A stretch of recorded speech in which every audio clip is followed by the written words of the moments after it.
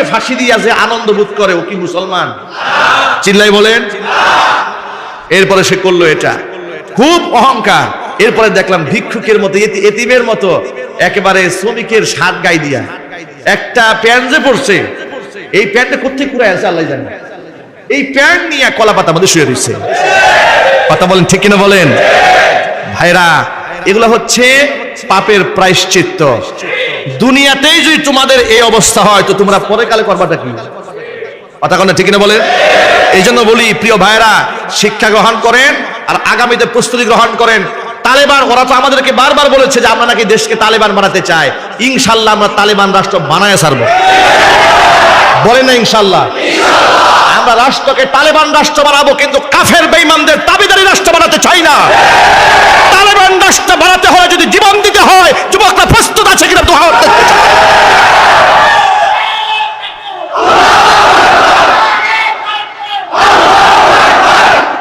যুবক ভাইরা এগিয়ে আসতে হবে। তারুণ্যের শক্তি ইসলামের বিজয় পতাকা উড়াই দেবে ইনশাআল্লাহ। ঢাকা বিশ্ববিদ্যালয়ের ভিসি সাহেব, ঢাকা বিশ্ববিদ্যালয়ের ভিসি রমজান মাসে কোরআন তেলাওয়াত করতে দেয় নাই। ইতিহাসকে আমরা ভুলে গেছি, কথা বলে না। আর এগুলো যদি জুমার মিম্বারে প্রতিবাদ জানাতাম, ওরা আমাদের কি বলতো জানেন? এই হুজুর উস্কানিমূলক কথাবার্তা বলে। ওরা আমাদের ইসলামের 12টা বাজাই দিচ্ছে, অসুবিধা নাই। আর আমরা প্রতিবাদ করলেই আমরা হয়ে গেছি আমরা উস্কানি দেই, এরকম বলতো। যে ভিসি কোরআন তেলাওয়াত করতে দেয় নাই, দেশ স্বাধীন হওয়ার পরে ছাত্ররা বিজিকে সসম্মানে চেয়ারে বসায় রাখছে, বসায় রেখে চতুর্দিকে দাঁড়ায় দাঁড়ায় কোরআন শরীফ পড়ছে। সুবহানাল্লাহ বলবেন না? রমজান মাসে ইফতার পার্টি করতে দেয় না ঢাকা বিশ্ববিদ্যালয়। চিন্তা করেন কি নাস্তিক বসায় রাখছিল হাসিনা, কথা বলে না। আর আমাদের এলাকার পাতি নেতারা খালি বলতো, আরে হাসিনা কি তাহাজ্জুদটা পড়ে, কত তাহাজ্জুদ, একেবারে জায়নামাজ ছিঁড়ে ফেলছে সেজদা মারতে মারতে। কিন্তু দেশ স্বাধীন হওয়ার পরে তার ঘর সার্চ করে মদের বোতল পাওয়া গেল, কোরআন শরীফ পাওয়া গেল না। তার ঘরের মধ্যে মদের বোতল পেয়ে ছাত্ররা দেখিয়েছে, এই যে দেখেন মদের বোতল পাওয়া গেছে ডাইনিং ঘরে। তাহাজ্জুদের সেজদা দেওয়ার জন্য জায়নামাজ পাওয়া যায় না, তাসবিহ পাওয়া যায় নাই। এর মানে হচ্ছে যা দেখিয়েছে ভণ্ডামি করেছে। কথা বলেন ঠিক কিনা? বলেছে তাহাজ্জুদের নামাজ পড়ে, হাজার হাজার আলেমদেরকে কারাগারে রেখে তুমি ঘোড়ার ডিমের তাহাজ্জুদের নামাজ পড়ো। এই শয়তান, এই বদমাশি তোমার কে শিখিয়েছে? সুতরাং ওই পাতিদেরকেও বলবো সোজা হয়ে যাও। যা জীবনে করেছে একবার আল্লাহর কাছে সেজদা দিয়ে তওবা করো। জীবনে যা করছি মাফ চাই, আল্লাহ মাফ করে দাও। কোন আমিন? হুজুর কোন আমিন? আপনারা ঐক্যবদ্ধ থাকেন ইনশাআল্লাহ, থাকতে পারবেন তো ইনশাআল্লাহ? আপনাদেরকে একটা সুসংবাদ দেই, আমি তো আপনাদের এলাকার একজন বাসিন্দা এখন, ঠিক না? আলহামদুলিল্লাহ বলবেন না? এই ওয়ার্ডেরই 32 নম্বর ওয়ার্ডেরই আমি আপনাদের একজন ভাই, আপনাদের এলাকার বাসিন্দা। আমি বাড়ি করেছি জাজর প্রাইমারি স্কুলের সামনে, বাড়ি প্লাস মাদ্রাসা।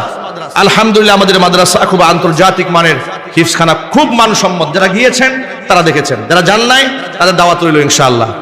আপনারা যাবেন, আমাদের এক একটা ছাত্রকে আমরা আরেকটা মাদানী তৈরি করব ইনশাআল্লাহ। বলেন গোটা বাংলাদেশ, গোটা বিশ্বকে আমরা আলোকিত করে ছাড়বো ইনশাআল্লাহ। এই জন্য সন্তানদেরকে আমরা আমানত হিসেবে গ্রহণ করছি। আপনারা যাবেন, দাওয়াত রইল।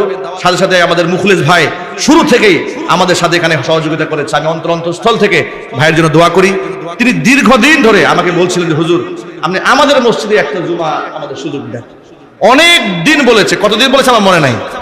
সর্বশেষ আমি এই সপ্তাহে সুযোগ পেয়েছি, ভাইকে বলেছি ভাই তাহলে আমি ইনশাআল্লাহ একটা জুমা দেই।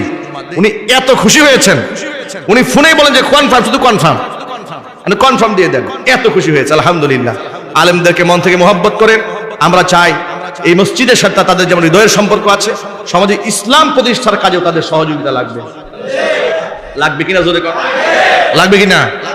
ইনশাআল্লাহ বলেন, বলেন ইনশাআল্লাহ। যেহেতু আমি 32 নম্বর ওয়ার্ডের একজন বাসিন্দা হয়েছি, এলাকারই একজন সন্তান হয়েছে এখন, এই জন্য এলাকার সব আলেমরা আলহামদুলিল্লাহ একত্রিত হয়েছে। আলহামদুলিল্লাহ বলেন। এই ওয়ার্ডের আলেমরা একত্রিত হয়ে তারা একটা মাহফিলের আয়োজন করেছে আগামী 14ই অক্টোবর। আগামী 14ই অক্টোবর এটা জাজর প্রাইমারি স্কুলের সামনে, অর্থাৎ আমাদের বাসার সামনেই হবে ইনশাআল্লাহ। আপনাদের সকলের দাওয়াত থাকলে ইনশাআল্লাহ থাকবেন তো? দেশের বরেণ্য আলেম মাওলানা খালেদ সাইফুল্লাহ আইয়ুবী, সাখাওয়াত হোসেন রাজি হাফিজাহুল্লাহ দাওয়াত দেওয়া হয়েছে। এরপরে আমরা চেষ্টা করছি আরো বরেণ্য কিছু ওলামাইদেরকে দাওয়াত দেওয়ার জন্য। আপনারা সকলে থাকবেন, আর আমি আপনাদের মতো সদস্য হয়ে থাকবো ইনশাআল্লাহ। ঠিক আছে ইনশাআল্লাহ। আল্লাহ পাক যেন কবুল করেন, মঞ্জুর করেন, বলেন আমিন। আর আগামী 16 সেপ্টেম্বর না কত 16 তারিখে না 14 তারিখে 16 তারিখে এখানে কি মাদ্রাসা যেন এটা? নুরুল কোরআন মাদ্রাসার ইসলাহি মাহফিল। সেখানেও মাওলানা খালেদ সাইফুল্লাহ আইয়ুবী, হাসান জামিল হাফিজাহুল্লাহ তিনিও আছেন, তারা আমাকেও রেখেছেন। ইনশাআল্লাহ আমি সেখানে থাকবো আগামী 16 সেপ্টেম্বর। আপনাদের সকলের দাওয়াত থাকলো ইনশাআল্লাহ। আল্লাহ রাব্বুল আমিন কবুল করেন, জোরে বলেন আমিন। হেফাজত ইসলাম বাংলাদেশ গাছা থানার উদ্যোগে শহীদদের মাগফিরাত ও আহতদের সুস্থ কামনায় আলোচনা ও দুয়ার মাহফিল। তাশরিফ আনবেন মাওলানা সাজিদুর রহমান, আল্লামা আজিজুল হক ইসলামাবাদী, খালেদ সাইফুল্লাহ আইয়ুবী, আল্লামা মোহাম্মদ বশিরুল্লাহ দামাত বরকাতুহুম।